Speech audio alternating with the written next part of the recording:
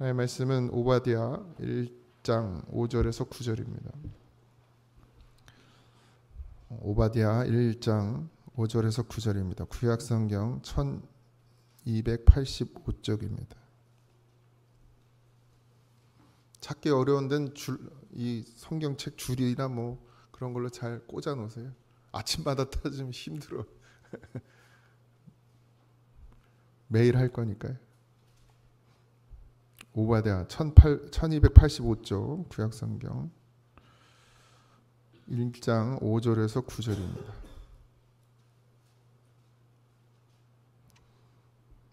합독합니다. 혹시 도둑이 내게 이르렀으며 강도가 밤중에 내게 이르렀을지라도 만족할 만큼 훔치면 그치지 아니하였겠느냐? 혹시 포도를 따는 자가 내게 이르렀을지라도 그것을 얼마쯤 남기지 아니하였겠느냐? 내가 어찌 그리 망하였는고? 에서가 어찌 그의 수탈을 되었으며 그 감춘 보물이 어찌 그리 빼앗겼겠고? 너와 약조한 모든 자들아 다 너를 쫓아 변경에 이르며 너와 화목하던 자들이 너를 속여 이기며 내 먹을 것을 먹는 자들이 내 아래에 함정을 파니 내 마음에 지각이 없음이로다. 여호와의 말씀이니라. 그날에 내가 에돔에서 지혜 있는 자들을 멸하며 에서의 산에서 지각 있는 자를 멸하지 아니하겠느냐. 드마나 내 용사들이 놀랄 것이라. 이로 말미암아 에서의 산에 있는 사람들은 다 죽임을 당하여 멸절되리라. 아멘. 할렐루야. 에돔은 에서에서부터 시작된 족속입니다. 바벨론이 유다를 침공하니까 원래 유다와 동맹을 맺었죠. 그래서 동맹을 맺었다는 건 도와야 되는 관계인데 바벨론이 유다를 침공하니까 유다를 돕기는커녕 바벨론에게 붙어서 같이 유다를 침공하는 배신을 하는 그런 족속으로 나옵니다. 그들의 관심은 승리보다는 이제 약탈에 있었어요. 그러니까 물론 이제 바벨론이 강국인 것도 맞고 본인들이 판단할 때 유다가 질 것 같거든요. 그러니까 유다한테 붙었다가 괜히 다 뺏길 것 같으니까 그러면 바벨론에 붙자 해서 바벨론에 붙어서 자기의 어쨌든 같은 씨를 가진 그 유다를 침공해서 그들이 관심이 뭐라고요? 전쟁에서 이기면 다 가져가는 거니까 바벨론에 가져가면 거기서 자기들의 지분이 생기는 것이죠. 전쟁에 이겼을 때. 그러니까 그걸 노리고 바벨론에게 붙습니다. 승리하는 거, 이기고 하는 것보다는 그냥 관심은 오직 약탈, 그러니까 빼앗는 것에 있었습니다. 그래서 그들이 그렇게 했음에도 불구하고 오늘 읽은 말씀처럼 그래서 너희들이 어떻게 됐느냐는 거죠. 도둑이 내게 이르렀으며 강도가 밤중에 내게 이르렀을지라도, 그러니까 도둑이나 강도가 들어도 다 가져가지는 않는다는 얘기예요. 그래도 남는다는 거죠. 포도밭에 이르렀을 때도 다 가져가진 않는데 너희들은 하나도 남지 않았다 이거예요. 하나도 남지 않았다. 그러니까 그런 마음, 그런 생각을 가지고 하나님의 백성을 건드린 자들은 하나님께서 아무것도 남지 않게 하신다라는 말씀을 주시는 것이죠. 에서를 언급한 것은 아까 말씀드렸다시피 에돔의 조상 시조가 되는 게 에서였기 때문에 그렇게 에서를 에돔의 대표로 이야기하고 있습니다. 그러면 하나님은 에돔이 혹독하게 착취를 당해 아무것도 남지 않을 것에 대해서 선언하고 계시고 그것을 심판하겠다라고 말씀하고 계십니다. 에돔의 죄가 뭘까요? 에돔의 죄는 뭐죠? 여러분들 왜 하나님께서 그들을 그렇게까지 아무것도 남지 않게 심판하신다라고 했을까요?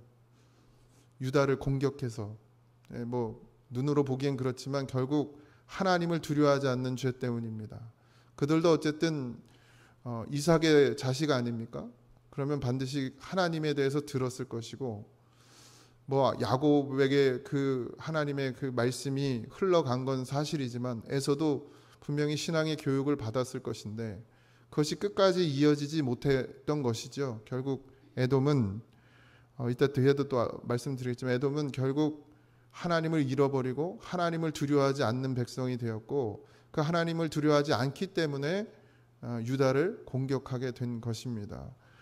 우리도 이 땅을 살아가야 하고 또 교회 안에서 신앙생활을 해야 되고 이 고잔이라는 공동체 안에 우리가 묶여 있습니다. 여기서 해야 될 일은 하나님을 경외하는 일이지요. 이걸 잃어버리는 순간 우리는 똑같이 에돔과 같은 일을 겪을 수밖에 없는 그런 존재가 됩니다. 신앙 교육, 신앙을 이어받는 건 이렇게나 중요합니다. 여러분들이 믿음으로 잘 살아내고 여러분들의 자녀에게 믿음을 잘 심어주지 않으면 여러분 자녀에게서도 에돔 같은 자들이 나오게 되어 있습니다. 왜요? 이건 분명해요. 저의 자녀에게서도 에돔이 나올 수 있습니다. 하나님을 잃어버리면 에돔이 되는 거예요. 하나님을 잃어버리고 지식에 매여 있으면. 그 나이가 한 60, 거의 70이 다 돼가는 여자 목사님을 만났는데 체육대회에 가가지고 한 정확히 나이는 몰라요. 근데 이제 대충 들어보니까 이제 거의 70이 다 돼가는데 늦게 신학을 하셨다고 그러더라고요. 뭐 저는 잘 모르는 분인데 저희 아내랑 좀 가까운 분인, 가깝지도 않아요. 그냥 여자 목회자들끼리는 이제 알고 지내는. 그래서 말을 거시더라고요. 그래서 인사하고 얘기를 나누는데 자식이 아들이 둘이 있는데 둘 다 잘 됐대요. 그러니까 인간적으로는 하나는 의사가 됐고 하나는 약사라고 그랬나 교사라고 그랬나 하여튼 그렇게 됐는데 자기가 신앙을 잘 심어주지 못했다는 거예요. 젊었을 때. 그러니까 신앙 교육을 제대로 하지 못했고 그 공부, 그래서 좋은 데 취직해야 되고 성공해야 되고 잘 살아야 된다는 것에 치중했다는 거예요. 물론 교회는 다녔지만 그러니까 결국 20살이 넘어가면서부터는 본인이 가르친 대로 간 거죠. 결국 신앙이 없이 지금도 여전히 자신은 목회자의 길을 가고 있는데 자녀들은 신앙의 길을 걷지 않고 있다고. 그리고 똑똑하고 잘난 맛에 본인이 그렇게 얘기해요. 의사가 첫째 아들은 더 심하대요. 자기 말 안 듣는다. 세상에 빠져서 뭐 그 정도 성공했고 돈 벌고 뭐 아쉬울 게 없는. 그래서 후회를 하시더라고요. 그 연세가 되셔서. 여러분 믿음으로 키워내야 합니다. 그러려면 먼저 내가 하나님을 경외해야 돼요. 에서가 하나님을 경외하지 않기 때문에 그것이 에돔에까지 흘렀고 결국 그 끝이 뭐예요? 멸망이에요. 하나도 남지 않는. 야곱은 어떻게 됐습니까? 여전히 하나님의 보호하심을 받습니다. 여전히 그들은 죄악 가운데 있어요. 이스라엘이. 참 신기하죠. 죄악 가운데 있고 여전히 하나님이 그들을 별로 좋아한다? 이렇게 표현한 거고 그들의 죄악을 늘 마음 아파하시면서도 그들은 그래도 신앙, 그걸로 가야 된다라는 것도 알고 있고 하나님이 택하시기도 했고요. 그래서 그냥 계속해서 지금까지도 하나님께서 지키시고 보호하시는 나라가 되었죠. 결국 그들도 복음을 들어야 하지만 우리도 마찬가지입니다. 하나님이 우리를 택하셨고 부르셨고 그래서 우리를 하나님의 백성으로 자녀로 삼아 주셨어요. 그러면 그 길을 걸어가야 되겠죠. 빼앗기지 말아야 하고 잃어버리지 말아야 하고 세월이 흐르면 흐를수록 점점점 흐려지게 되어 있습니다. 신앙은. 이거는 강조하지 않으면 생명처럼 여기지 않고 목숨처럼 지키지 않으면 신앙은 흐려질 수밖에 없습니다. 그렇게 흐려지고 있어요. 우리나라도. 미국도 그렇고 영국도 그렇고 모든 유럽의 나라들이 그 기독교 국가들이 흐려지고 있어요. 왜요? 그걸 중요하게 생명처럼 여기지 않기 때문입니다. 처음에 우리나라의 신앙이 그렇지 않았죠. 뜨거웠습니다. 그걸 생명으로 여겼어요. 무엇과도 바꾸지 않으려고 했습니다. 심지어 모든 걸 다 하나님께 드려도 내가 이 믿음만큼은 지키겠다라는 그런 신념으로 살았단 말이죠. 그런데 지금 그런가요? 여러분들은 그렇게 자녀들을 키우셨나요? 그렇게 키웠다면 우리 자녀들이 이렇게 들매고 헤매지는 않을 겁니다. 이제는 똑같이 아까 그 목사님이 고백한 것처럼 그리고 성공해야 되고 잘 돼야 되고 공부해야 되고 세상에서 좋은 데 취직해야 되고 시집장가 잘 가야 되고 이렇게 가르치지 않았나요? 우리는. 물론 신앙으로 가르치신 분들도 많죠. 그러니까 여전히 집사들이 무서워가지고 어디 못 나가고 이 교회 나오는 거 아닙니까? 그 먼 데서 엄마 아빠 무서워가지고. 그런데 정말 믿음으로 키워졌느냐? 정말 신앙으로 키워졌느냐? 그리고 여러분들은 여전히 신앙으로 키울 마음이 있으시냐? 내 자녀를. 어쨌든 하나님께서 사랑하시는 자로 끝까지 붙들림 받을 수 있도록 기도하시기 바랍니다. 에돔은 처음부터 에돔이 아니었습니다. 이삭의 아들이었어요. 이삭의 아들. 이삭이 누군지 여러분 잘 아시잖아요. 이삭의 믿음, 아브라함의 믿음. 우리가 그 믿음을 따라갈 수 있습니까? 그런데 그 족속에서도 그렇게 나온다는 얘기죠. 에돔과 약조하고 화목했던 자들, 에돔 덕에 살아왔던 자들, 7절인데 에돔을 배반할 것이라고 하나님께서 말씀하십니다. 이게 무슨 말이냐? 에돔은 뭐라 그랬어요?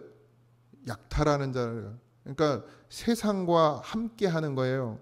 세상에서 그들과 함께 했다는 거죠. 그들과 약속했던 자들, 세상에서 가까이 하던 자들, 그리고 그 덕분에 에돔 덕에 살아왔던 자들, 그런 사람들이 여러분 인간적인 것은 다 어떻게 해요? 나중에 다 배신하게 되어 있습니다. 뒤돌아서게 되어 있어요. 가끔 그런 분도 있죠. 속았다고. 당연히 속죠. 당연히 속아요. 우리를 속이지 않는 분은 하나님밖에 없습니다. 목사도 속여요, 여러분들을. 저도 인간입니다. 안 속일 것 같아요? 제가 이렇게 씨 웃고 있지만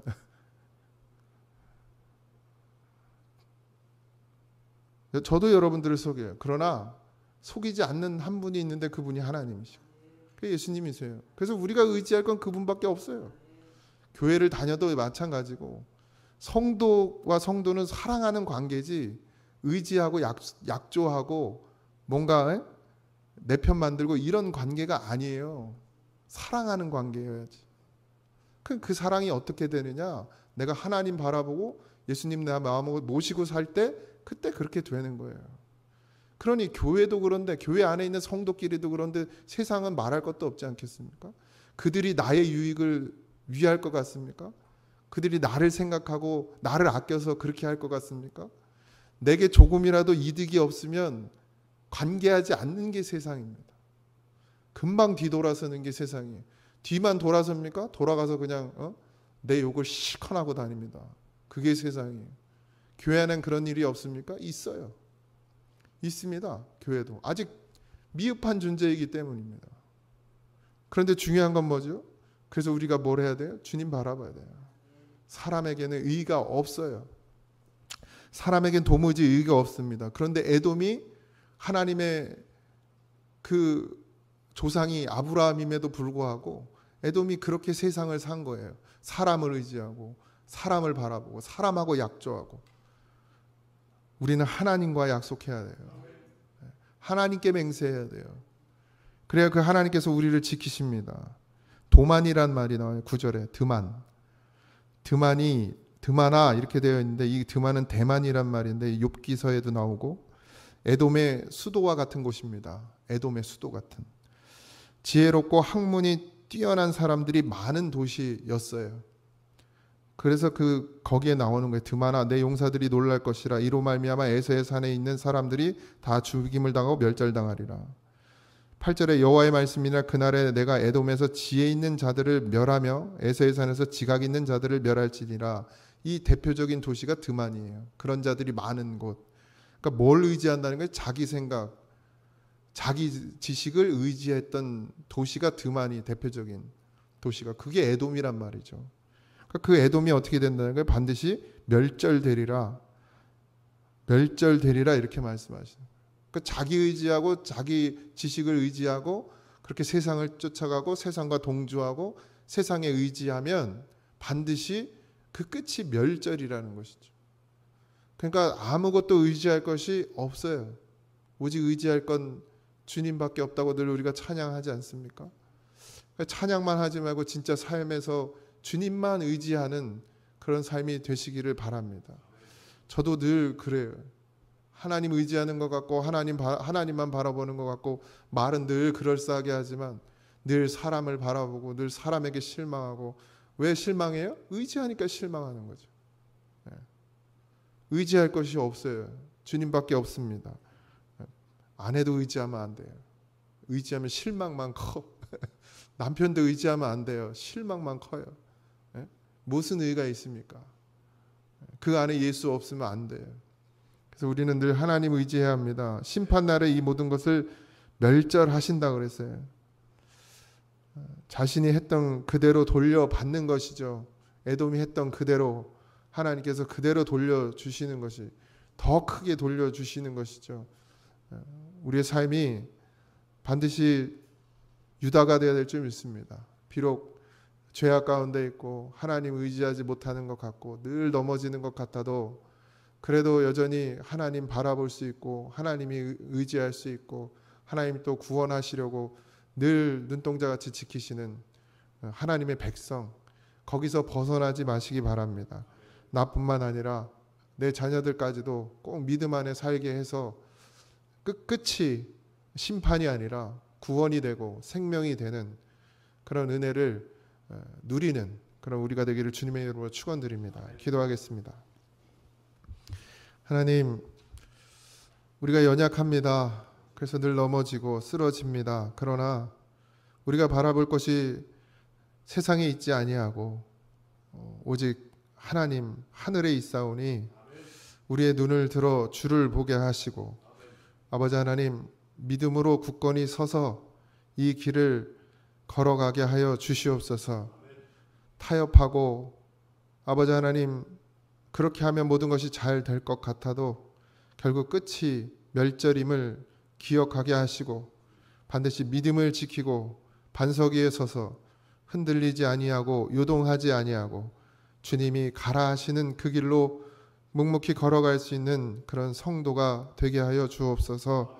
오늘 하루의 삶도 주님께 맡기오니 주여 우리와 동행하여 주시옵시고 그 잡은 손 우리도 굳게 잡고 함께 걸어가게 하옵소서. 모든 것 감사하며 예수님의 이름으로 기도하옵나이다. 아멘. 하늘에 계신 우리 아버지여, 이름이 거룩히 여김을 받으시오며 나라에 임하옵시며 뜻이 하늘에서 이루어진 것 같이 땅에서 이루어지이다. 오늘날 우리에게 일용할 양식을 주옵시고 우리가 우리에게 죄진 자를 사하여 준 것 같이 우리 죄를 사하여 주옵시고 우리를 시험에 들게 하지 마옵시고 다만 악에서 구하옵소서. 대나라와 권세와 영광이 아버지께 영원히 있사옵나이다. 아멘.